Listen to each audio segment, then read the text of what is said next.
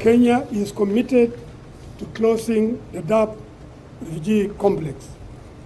This decision has been made by government reflecting the fact that the camps have become hosting ground for Al-Shabaab, as well as centers of smuggling and contraband trade, besides being enablers of illicit weapon proliferation. Home to over 300,000 people, the Dadaab Refugee Camp in northern Kenya is the largest in the world, but now it's shutting down. The Kenyan government has drawn up a solid timetable for the camp's closure, something that they say is driven by economic and security realities. Now, this prompted the UN refugee agency, UNHCR, to voice profound concern over the move and call for reconsideration. But Kenya hit back, claiming that support from the international community has always been dismal. So where to from here for Dadaab's roughly 350,000 refugees? And is there no turning back now for Kenya's plans to close Dadaab? I'm Peninah Karibe. Welcome to Talk Africa.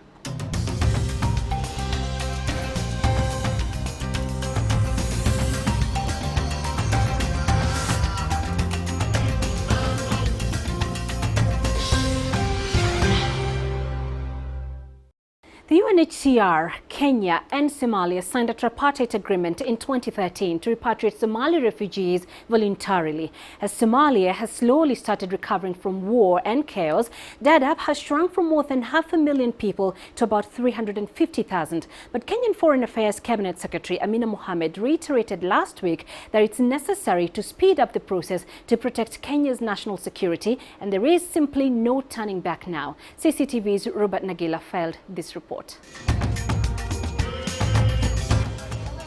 A refuge for more than 300,000 people, mainly Somalis. Many of them were born here. Many have died here. This will be done. But President Uhuru Kenyatta's government claims Dadaab is actually a haven for terrorists. An expensive one too. And says it's time the camp was shut. Kenya cannot look aside and allow this threat to escalate any further. We are aware that several large-scale attacks, such as the Westgate Shopping Mall attack, Garissa University attack, the Lamu attack, were planned and deployed from the Dadaab Refugee Complex by a transnational terrorist group. The government has still to share evidence for those claims with the rest of Kenya. Officials say a task force is investigating the closure and will report back by the end of the month. $10 million have been set aside to pay for the shutdown, and the first repatriations could begin in November. The United Nations and aid groups have criticized the decision. The camps close, of course, we're very concerned about the protection issues related to people who could be forced to return to situations that are very violent. Kaiseri has brushed that aside and accused the international community of double standards. We will not be the first to do so. This is the standard practice worldwide. For example, in Europe, rich, prosperous, and democratic countries are turning away refugees from Syria, one of the worst war zones since World War II. As a failed, with immediate effect, $10 million as a part of putting in place a requisite technical infrastructure to oversee the repatriation process. The government has today gazetted a task force on the repatriation of refugees, whose mandate will be to oversee, manage, expedite their repatriation and the closure of the Dadaab Refugee Complex. It's not the first time the Kenyan government has threatened to shut down Dadaab Refugee Camp. Pressure from the international community has always prevailed. However, this time around, Nairobi says it's not backing down from its decision. But it has relented on plans to shut another camp, Kakuma, in the northwest. That's home to refugees from countries such as South Sudan. For now at least, officials have decided they're not a threat to national security. Robert Nagilo, CCTV, Nairobi, Kenya.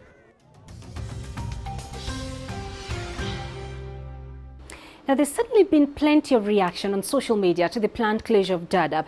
CCTV's Catherine Ogunde talks us through some of that reaction.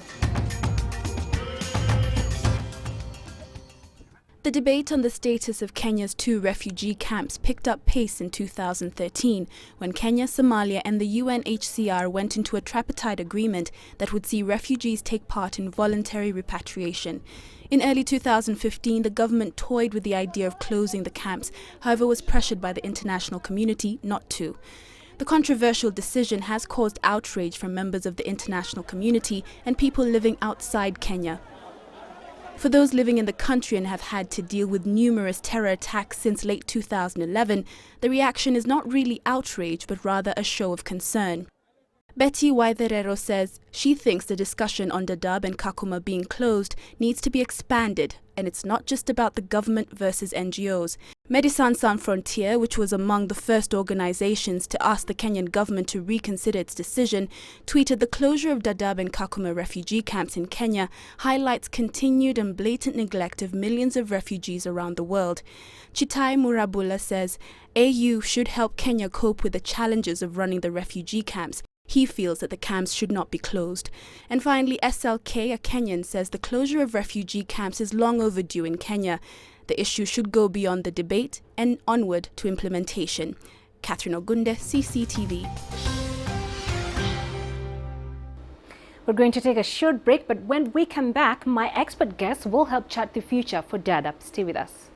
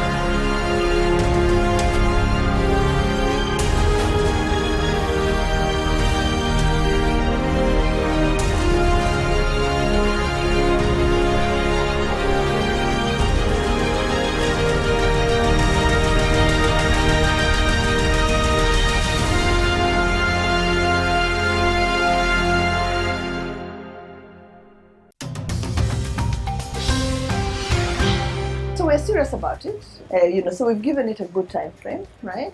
We have, I think, about a year to play with. And, we need our international partners to come on board so that we can, we've injected some money into it. They should come and support that and help us to construct, right, the villages and the camps on the other side of the border that will make them comfortable, will make the Somali refugees comfortable as they go back home, right? We need to do that. We need to do that for ourselves, but we need to do this for the Somali refugees, so that they can have some stability as well. And I think that the international community needs to finally take this seriously.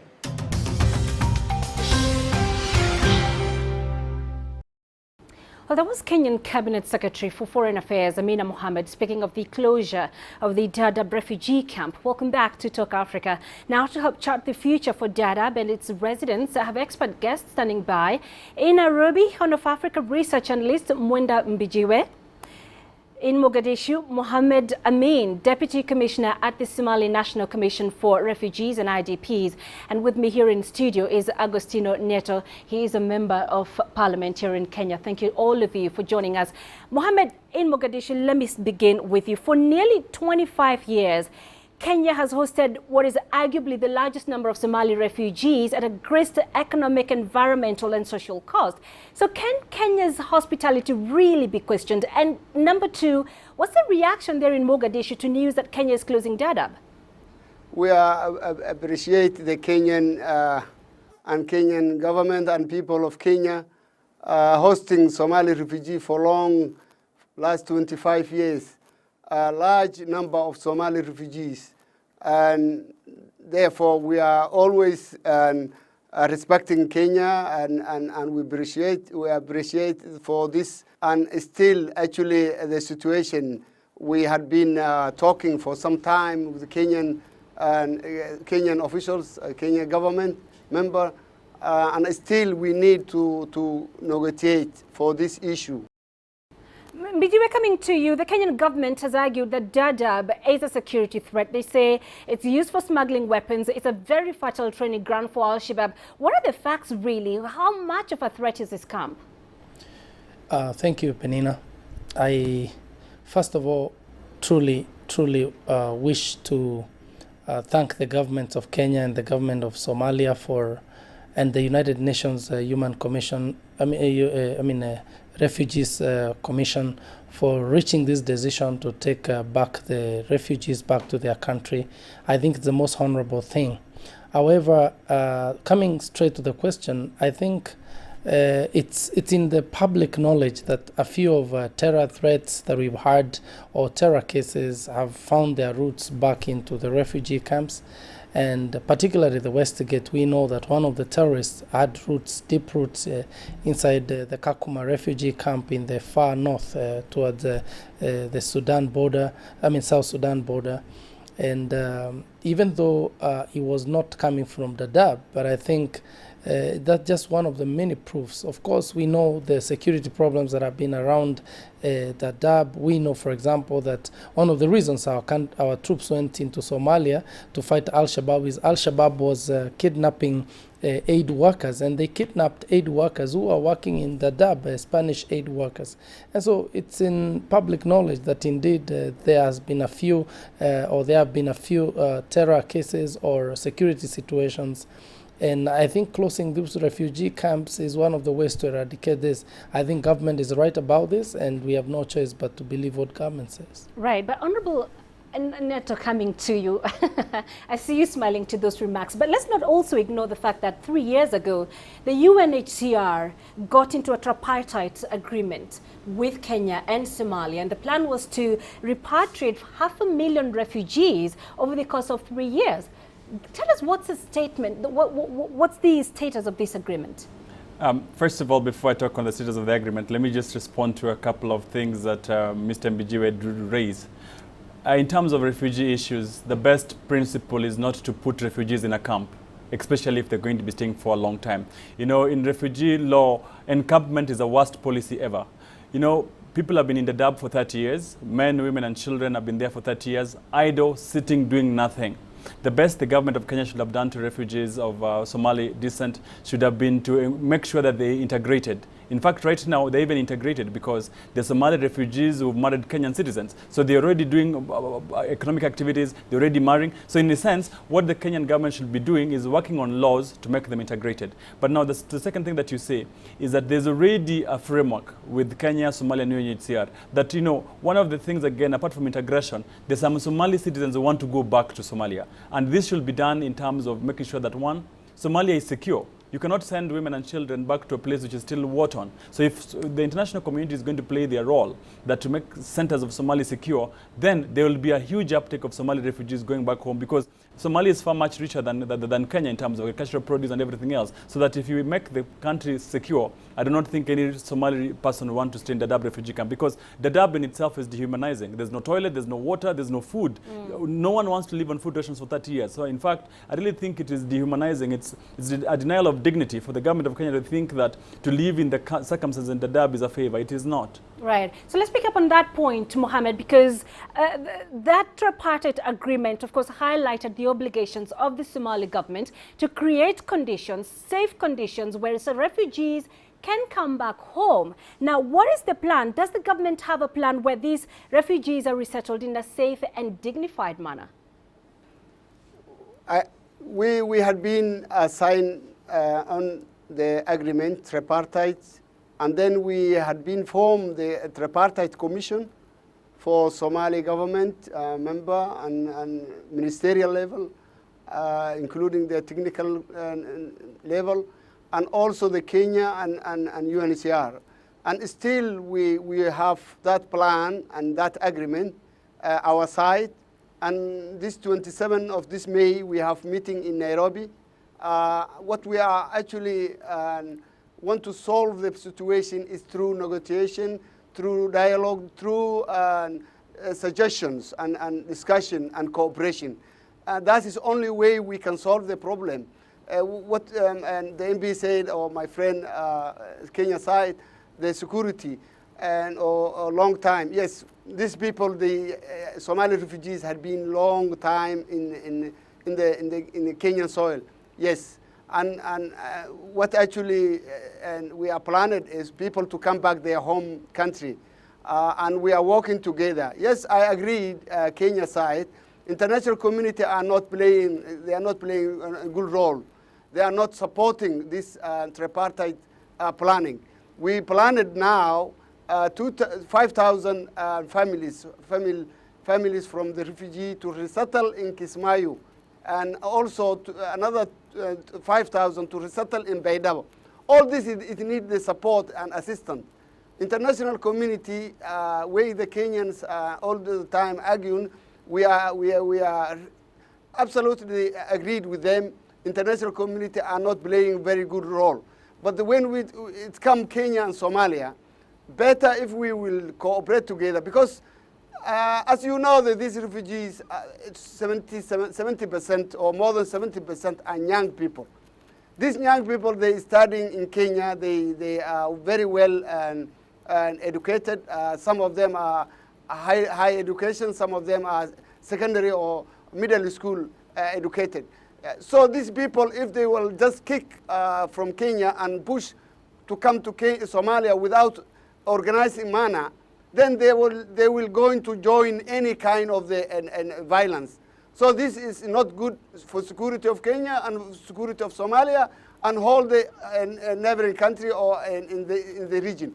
So therefore, we still requesting Kenya government to cooperate with the Somali government and UNHCR and international community, and then we have to continue planning to resettle these people inside Somalia. Since we agreed the tripartite commission agreement in 2013, actually people, many refugee returnees was voluntarily, that was the agreement actually. Anyone who are voluntarily willing to go back to Somalia to support and to assist.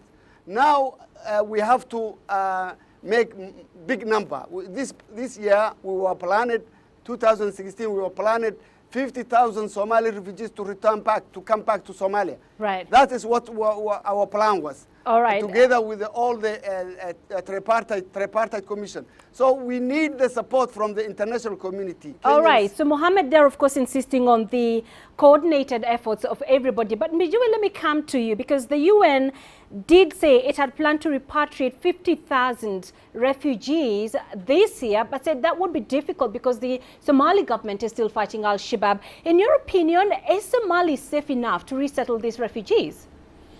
Peninah, be it known to the world today that the security situation in Somalia has tremendously improved. And as our colleague on the other side was saying, I think Somalia is ready to receive its children, or rather her children.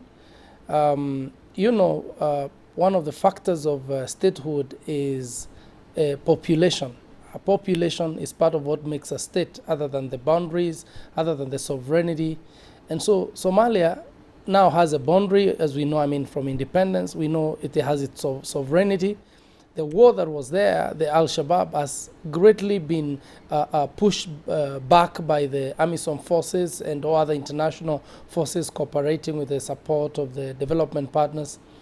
And so security has improved to a large extent. Now, if we do not at this point, therefore, inject into the nation, the population of the nation that was, forced out of the country by war, then we'll have created a vacuum. And as we say, nature hates vacuum. We cannot, clean up Al-Shabaab completely and not fill those spaces with the population of the indigenous citizens of that country. Right. And so I think the country is safe enough, and it's time we send back these Somali brothers and sisters. And as Honorable Neto said, I mean, it's the most dignified thing to do, to send them back to their country. Okay, but Honorable Neto, Mohammed in Mogadishu was saying the international community hasn't done enough. It hasn't supported this tripartite agreement. What is it should be doing? First, at the Brussels pledging conference, the international community had pledged to put in $500 million to help the Somali repatriation program. So far, 395 million of that money has not been put onto the basket, which means that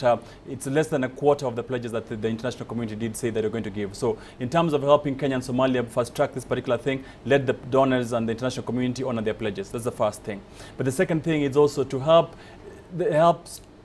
strengthen the strength of AMISOM, so that, you know, the safe pockets of Somalia that are safe are expanded. That way there's going to be a quick uptick of many of the returnees back home. Because right now, you do not have a large scale, not very many large parts of Somalia safe. So AMISOM and other UN-related peacekeepers should be sent into Somalia to expand the surface that is safe to live in. But the third thing, Kenya, as a big brother in the region, needs to play its part. Kenya is not doing very well in terms of lobbying the international community to come and help. You know, there's a World Humanitarian Summit that is coming right now in the next couple of weeks. Kenya needs to use that particular one to put up its case of refugee burden sharing, as opposed to refugee burden. You know, they're not blaming people. They're not blaming the refugees for all this manner insecurity. So Kenya has not done that very well in the past few years. And that's why Kenya is bearing the refugee burden. What can the international community do in a better way? All right, Mohammed, the UN has warned that closing Dadaab will have devastating consequences, and not just for Kenya and Somalia, but for the entire region.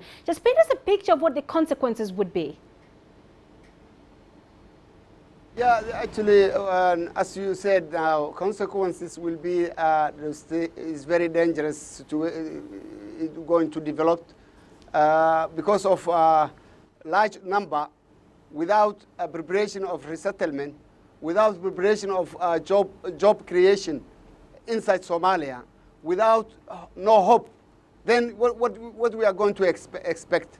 What we are going to expect is then this will create another violence, and then the Shabab and others will get support from these young people and this situation. So that's why we are warning to international community all the time, and neighboring country and in the region. This we have to cooperate together.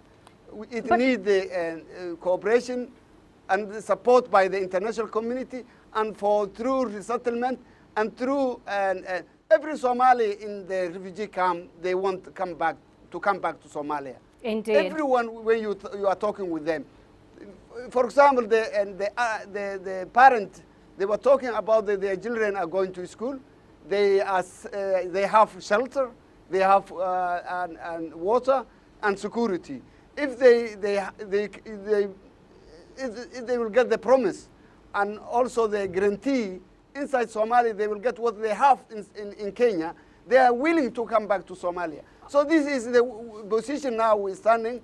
We are standing same position with all the tripartite. Actually, we are planning to support the people willing to come back to Somalia. Somalia government is ready. Mohammed, allow me to chip in there, because there's a question I want to pose to Mbijiwe, and that's Mbijiwe, what Mohammed talked about, that we have young people angry, unemployed. Doesn't this pose a security threat, an even bigger security threat for Kenya, in the sense that this provides a very fertile training ground for Al-Shabaab? Absolutely not. Al-Shabaab is going to be so disappointed when they try to recruit these young men, because most of these young men that today are in their 20s were born in these refugee camps. And I'll tell you, there is nothing dehumanizing in this world as to spend a quarter of your life or even half of your life in a refugee camp. We know there are people who have turned into grandmothers and grandfathers in those refugee camps. These young men were born in refugee camps. They're in their 20s in refugee camp, and they can't wait to taste the fruits of freedom, the fruits of living in a country where you don't have to produce your ID card or live in a confined area or face police arrest every time you try to move around the country. Now, these young men are all cultured in what we call the culture of peace. They have lived in a country where there is peace. They have lived in northeastern, and others have lived in Kakuma, where there is peace. They have the culture of peace in them. And when they go back to their country, you will be surprised that they'll become ambassadors of peace. This is what happened to Rwanda. Rwanda today is one of the emerging economies of Africa. But half of the population of Rwanda that is in Rwanda today spent their growing years in refugee camps in Uganda and Tanzania, and some in Kenya, and some in the Congo. And when time to return to their country came, they actually returned to their country under the fire of bullets. There was a fight. Some went back as fighters, under the leadership of President Kagame at that time, RPF, and today it's a country that is built, and there is no semblance of war in Rwanda. In fact, Rwanda has become a case study on how to transform from war to peace. And so we should not cut the dreams of these honorable brothers and sisters from Somalia and fear that Al-Shabaab will be waiting for them. In fact, the opposite should be true. Al-Shabaab should be fearing that when they come, they will just clean them up.